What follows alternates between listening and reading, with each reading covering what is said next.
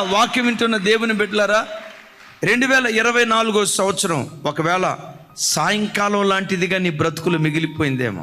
2024 సంవత్సరం రాత్రిలాగా ఒకవేళ మిగిలిపోయిందేమో.